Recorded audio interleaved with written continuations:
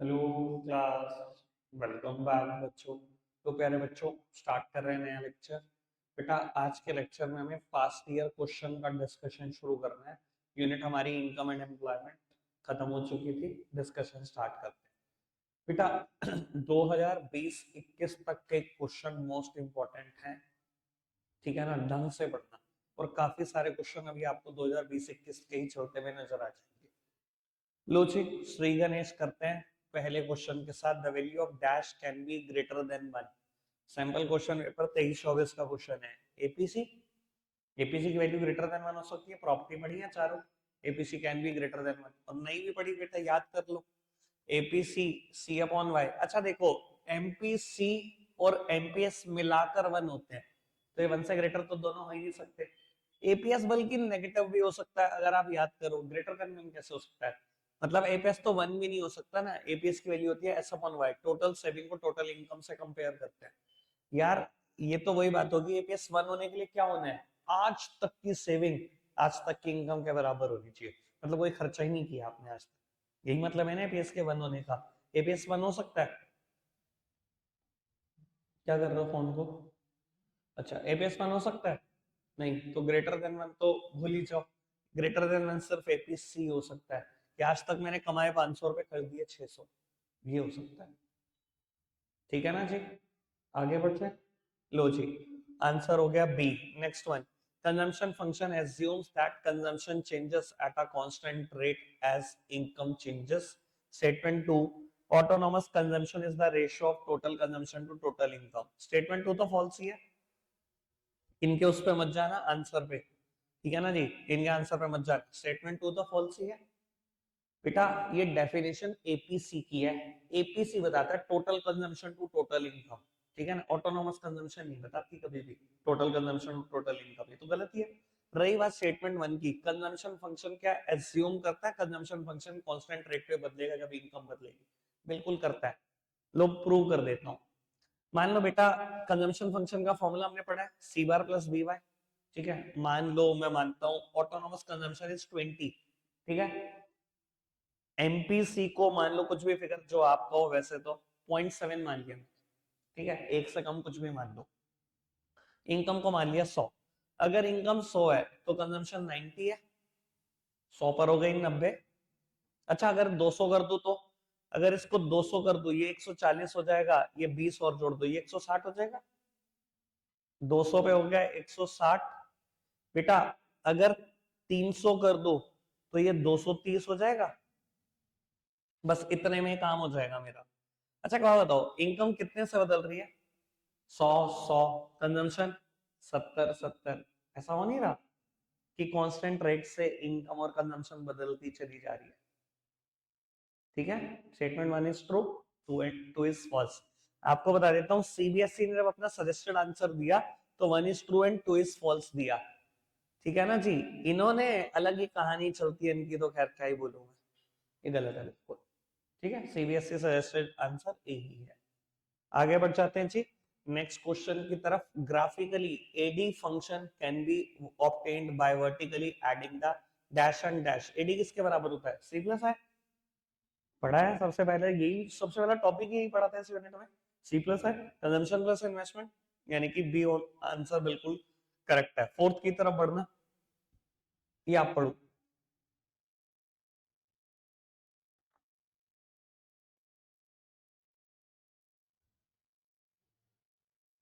1 is true, 2 is false. AD भाई origin से कभी स्टार्ट हो सकता है क्या? एडी तो वाई एक्सेस से स्टार्ट होता है। ठीक है जी, दिख रहे हैं अभी तक क्वेश्चन 2023 के चल रहे हैं सीबीएसई के। आगे बढ़ते हैं। लो जी, simple. If increase in national income is equals to increase in saving, the value of MPC would be 0। बेटा, increase in saving increase in income के बराबर है। अगर इंक्रीज इन सेविंग और इंक्रीज इन इनकम बराबर है तो 1 होगा, सॉरी एमपीएस 1 होगा। अगर एमपीएस 1 होगा तो एमपीसी 0 ही तो होगा, क्योंकि दोनों मिलाकर 1 होते हैं। प्रॉपर्टी पड़ी थी ना, MPC plus MPS equals to 1। ठीक है, नेक्स्ट वन आप पढ़ रहे हो।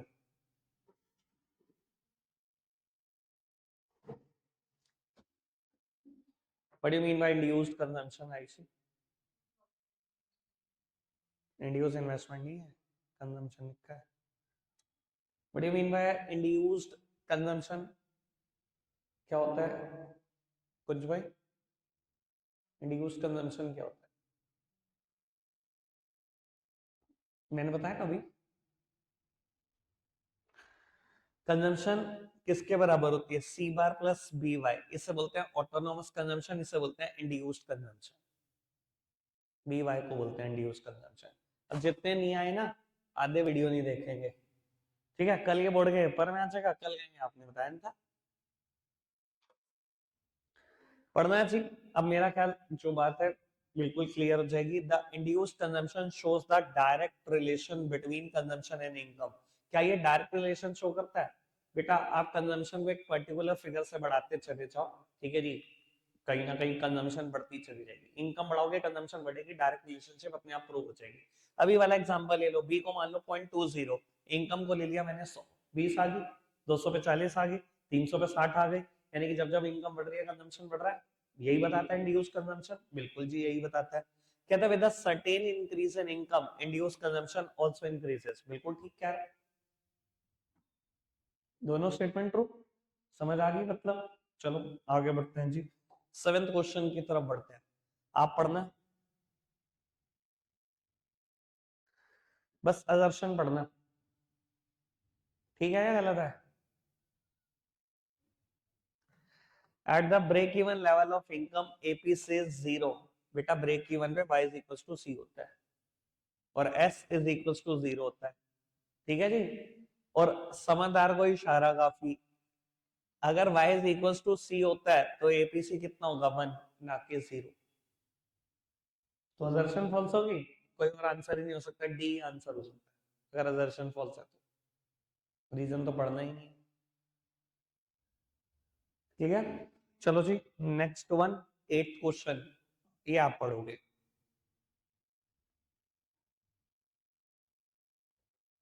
ठीक है? Point E, equilibrium. इक्विलिब्रियम क्या पॉइंट होता है? फिर AD is equals to AS और S is equals to I. याद है ना बात? वही तो इफेक्टिव डिमांड होती है। इफेक्टिव डिमांड का मतलब यही होता है कि एग्रीगेट सप्लाई और एग्रीगेट डिमांड बराबर है, यानी कि वो डिमांड मेट की जा सकती है एग्रीगेट सप्लाई से, ठीक है? Next one, ninth one, saving curve make a negative intercept on a vertical axis at a zero level of income. बिल्कुल ट्रू। सेविंग कर्व नेगेटिव ही तो काटता है वर्टिकल एक्सिस को जीरो इनकम पर। यार याद करो, जीरो इनकम पर ऐसी तो होता है सेविंग कर्व। कहता है saving function refers to the functional relationship between saving and income. बिल्कुल ट्रू, दोनों बातें ट्रू हैं, पर रीजन कोई करेक्ट एक्सप्लेनेशन नहीं है दर्शन का। इसकी वजह से सेविंग नेगेटिव इंटरसेप्ट नहीं करता। अगर यहाँ लिखा होता saving curve make a negative intercept due to autonomous consumption, फिर मैं लिख देता आंसर है। ये दर्शन भी ट्रू है, रीजन भी ट्रू है, और रीजन करेक्ट एक्सप्लेनेशन भी है दर्शन का। ये दोनों स्टेटमेंट ट्रू तो हैं, पर इसकी वजह से सेविंग नेगेटिव इंटरसेप्ट नहीं करता ना, तो आंसर बी होगा ना, ठीक है जी। लो जी, पढ़ लो एक बार, आंसर क्या है? बी ही है, पढ़ना। As the income increases, people tend to save more, justify the given statement। बिल्कुल ट्रू है बात। बेटा याद है, अगर आप हमारा एग्जाम्पल भी देख लो तो हमने भी यही किया है। इनकम 100 से बढ़ रही थी, खर्चे लेकिन 80 से बढ़ रहे थे। इनकम जिस तेजी से बढ़ता है, इंसान कभी भी उतनी तेजी से खर्चे नहीं बढ़ाता, बल्कि सेविंग बढ़ाता है। ये एक ह्यूमन टेंडेंसी है, ये एक रेशनल कंज्यूमर की पहचान है कि अगर उसकी इनकम कंटिन्यूअसली बढ़ेगी तो वो सेविंग बढ़ाएगा, ना कि कंजम्पशन। कंजम्पशन हमेशा गिराता है, सेविंग इनकम बढ़ने के साथ साथ बढ़ाता है। बस यही लिखना है आपको, एक बार इनका आंसर भी पढ़ लो, ये क्या लिखते हैं।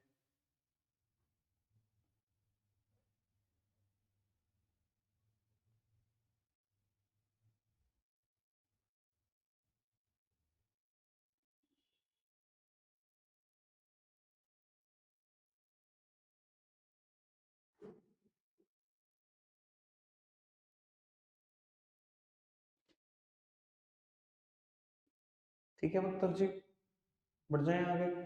बेटा 11th पढ़ना।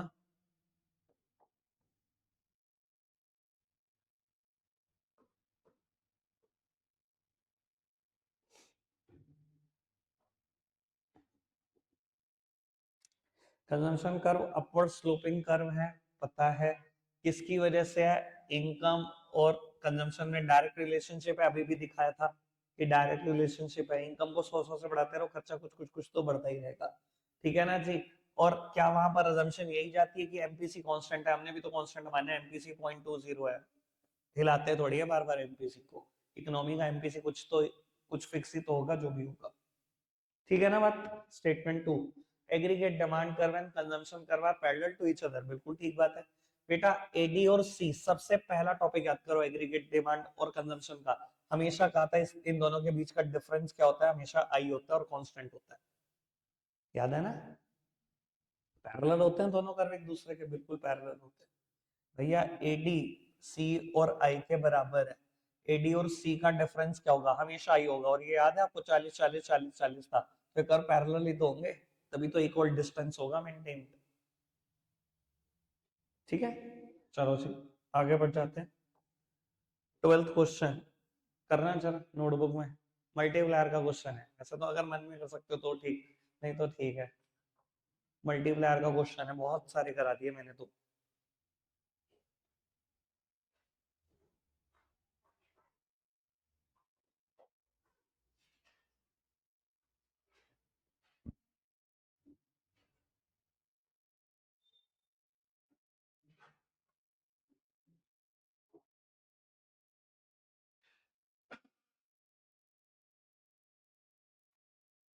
बड़े जी आगे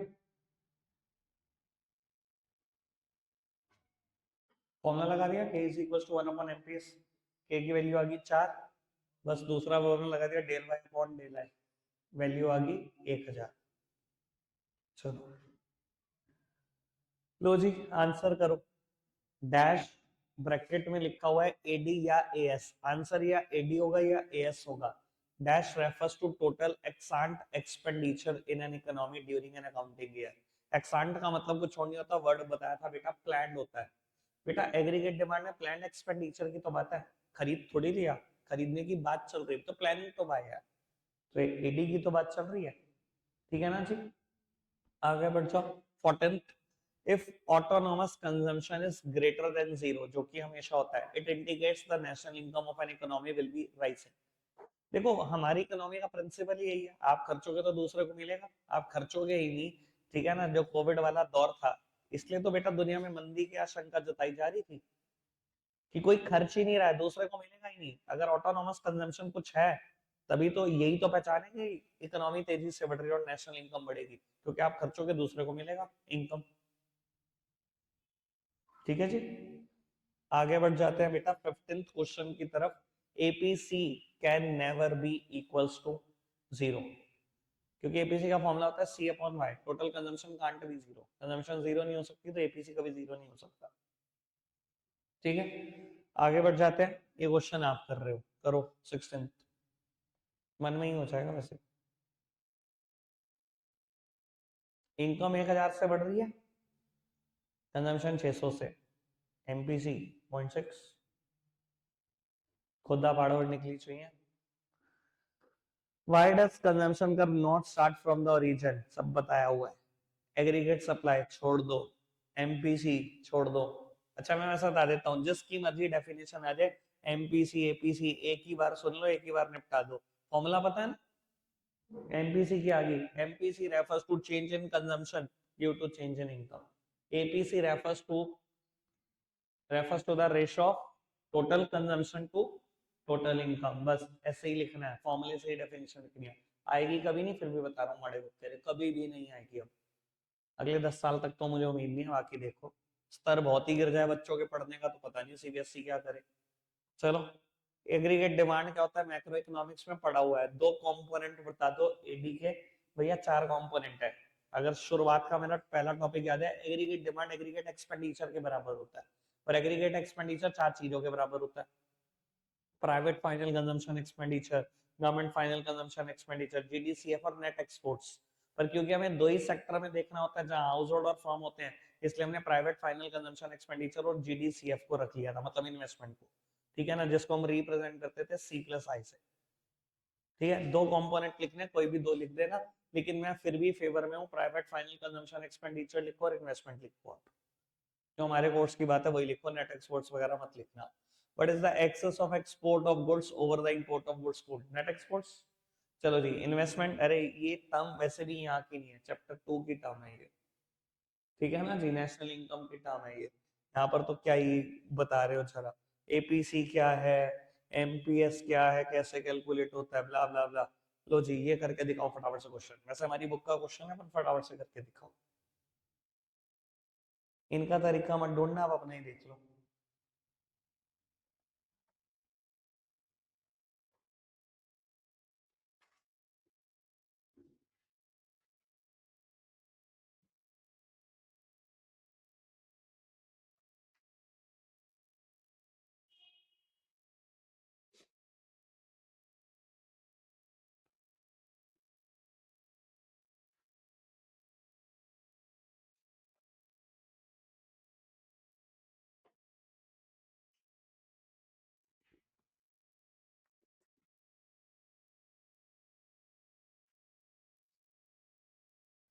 बाबू, मुझे कंजम्पशन फंक्शन गिवन है और मुझे कहा गया determine the level of income where APC is 1। बेटा अगर एपीसी 1 है, एपीसी किसके बराबर है, सी अपॉन वाई, यानी कि सी और वाई बराबर है। अगर सी और वाई बराबर है, या सी की वैल्यू पुट करो वाई, इसे इधर ले जाओ, वाई की वैल्यू आ जाएगी, खत्म कहानी, सिंपल। आगे बढ़ते हैं जी। Which of the two APC और APS can be negative? APS can be negative क्योंकि सेविंग्स नेगेटिव हो सकती है, ठीक है जी। चलो आगे बढ़ जाओ, लिख देना जो भी लिखा हुआ है। एमपीसी और एपीसी में क्या डिफरेंस है, न्यूमेरिकल बता दो बेटा। एमपीसी क्या है, change in consumption to change in income की रेशो। एपीसी क्या है, total consumption to total income की रेशो। सिंबॉलिकली हम कैसे प्रेजेंट कर सकते हैं इनको, ऐसे, ठीक है। मीनिंग के बेसिस पर डिफरेंस बता दिया, सिंबॉलिकली बता दिया। अगर ये लिखना चाहो एक जैसी बातें हैं, ये भी जो ये बात है वही ये बात है, जो ये बात है वही ये बात है, और ये तीनों ही सेम बात है अगर आप पढ़ोगे तो। इट रिप्रेजेंट, पढ़ना जी क्या रिप्रेजेंट करता है,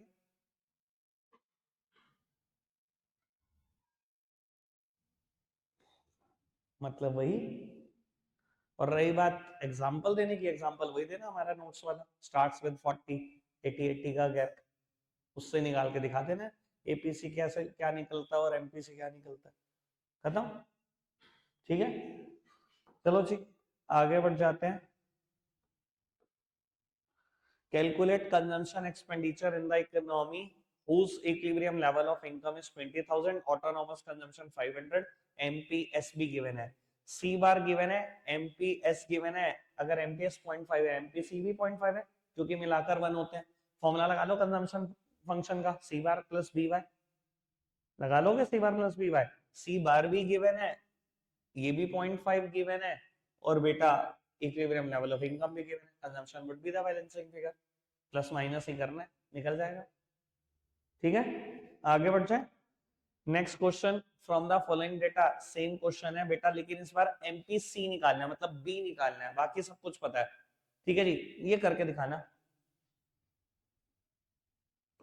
ये करके दिखाना बेटा। इक्विलिब्रियम लेवल ऑफ इनकम दिया हुआ है, इधर देखना चाहिए। इनकम या तो कंज्यूम होती है या तो save. At equilibrium level S और आई बराबर होता है, इस फॉर्मूले से सब कुछ निकल जाएगा जितना डेटा दिया है।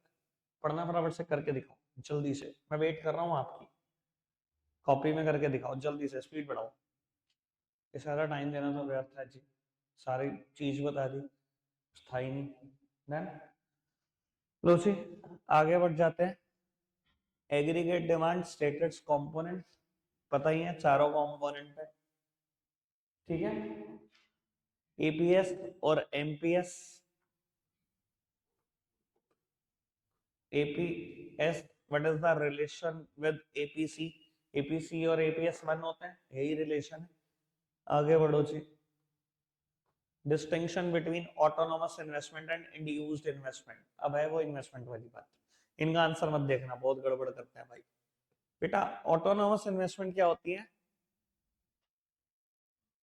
जो प्रॉफिट मोटिव से नहीं की जाती, ठीक है ना, जिनका पर्पस वेलफेयर सोचना है। बेटा इंड्यूस्ड इन्वेस्टमेंट क्या है, जो प्रॉफिट मोटिव से की जाती है। ये इनकम बढ़ने पर भी नहीं बढ़ती। ऑटोनोमस इन्वेस्टमेंट याद है 40 40 40 40, ये इनकम बढ़ने पर बढ़ती है।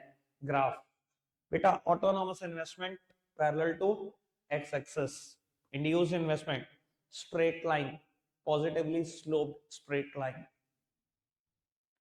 डन। लो जी आगे बढ़ाते हैं बात को। 10th question, find consumption expenditure from the following. बेटा सब कुछ तो पता है, कंजम्पशन एक्सपेंडिचर निकालना चाह रहे हो, खुद द पहाड़ निकली चुईया। सी बार तुमने दे दिया, बी तुमने दे दिया, वाई तुमने दे दिया, निकालना ही क्या है, कुछ भी नहीं। Same consumption expenditure, autonomous consumption भी एमपीसी भी है, वाई भी है, छोड़ो जी। Outline the step taken in deriving consumption from the saving function. Consumption curve derive कर लोगे सेविंग कर्व से, डिस्कस्ड है भैया बैच के अंदर ये बात। आगे बढ़ जाते हैं, नेक्स्ट क्वेश्चन की तरफ बढ़ते हैं। पढ़ो जी next question, explain the relation between APC and APS. ये दोनों मिलाकर वन होते हैं, यही रिलेशन है। ठीक है जी, which of these can have a negative value. APS have a negative value, APC में नहीं हो सकती बेटा। चलो जी आगे बढ़ जाते हैं। ये बुक का क्वेश्चन है, सेम क्वेश्चन किया हुआ है हमने, अगर याद हो तो। सेम न्यूमेरिकल इग्नोर कर लो, बुक का ही क्वेश्चन है और इसके जैसा सेम है, ये दूसरे सेट में आया हुआ, बिल्कुल इग्नोर कर रहा हूँ जी। आगे बढ़ो जी बेटा, एमपीसी गिवन है, इन्वेस्टमेंट एक्सपेंडिचर बताता है कितने से इंक्रीज हो गया total increase in income. Multiplier का फॉर्मूला लगा दो, A is equal to 1/1 minus MPC. A की वैल्यू आ जाएगी 4, 4 टाइम्स के, अगर 4 टाइम्स आ गया और इन्वेस्टमेंट बढ़ रही है 75 करोड़ से, तो इनकम 300 करोड़ से 75 गुना 4, del Y upon del I, तो फॉर्मूला लगाओगे। आओ जी, हवा हवाई क्वेश्चन है तो। Explain the meaning of MPC relation with MPS. दोनों मिलाकर वन होते हैं, पहले एमपीसी का मीनिंग बता देना, ठीक है ना। MPC is the ratio of change in consumption to change in income. चलो खैर और कुछ नहीं है बेटा, ये क्वेश्चन करना फटाफट से, ये क्वेश्चन आपका है।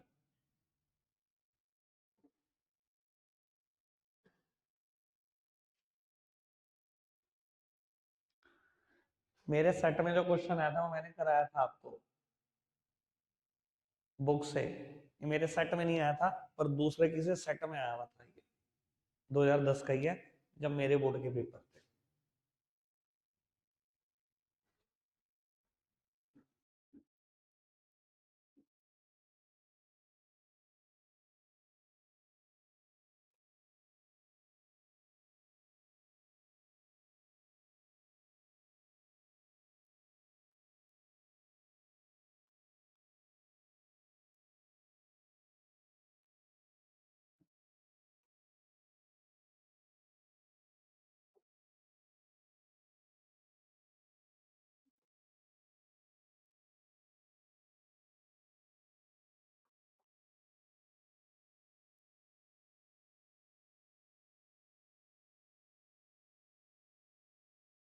और बताओ, इतना तो स्टार्ट पता है, इतना तो पता ही है कि एक तो टोटल सेविंग्स दे रखी है, इन दोनों की रेशियो दे रखी है 2/7, एपीसी उधर चला जाएगा, ये है। अरे भैया उसके बाद है ही क्या, APC plus APS 1, APC APS की जगह वैल्यू पुट कर दो, ये 7 would be the LCM, APC की वैल्यू आ जाएगी,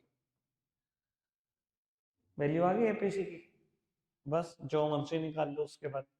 ठीक है ना, मुझसे टोटल इनकम पूछी गई ना, टोटल इनकम पूछी गई ना, अगर ये 7/9 है तो एपीएस कितना होगा, 2/9, 2/9 भैया, 1 ये दोनों मिलाकर 1 होते हैं, ये 2/9 ही तो होगा। एपीएस का फॉर्मूला लगा दो, एपीएस किसके बराबर होता है, एस अपॉन वाई का, ये 2/9 है, एस 2000 है, वाई कितना होगा, लो वाई 9000 होगा। क्या है, ठीक है, आपके लिए होमवर्क बेटा, पेज नंबर 102 तक जितने भी न्यूमेरिकल्स होंगे सब करके आओगे, पेज नंबर 102 तक। ये पूरी यूनिट 122 तक है। अभी मैं करा रहा हूँ 5-7 मिनट और। ठीक है जी, आगे बढ़ जाते हैं जी। बेटा सेम क्वेश्चन ये गिवन है, लेकिन करवाना है मेरे को। करना चाहे एक बार खुद करना है, एक बार फटाफट से।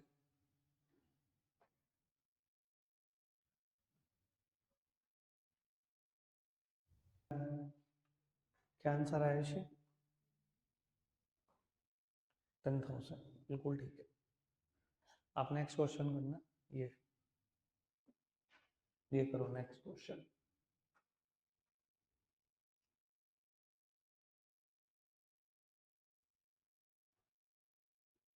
आज का ये लास्ट होगा।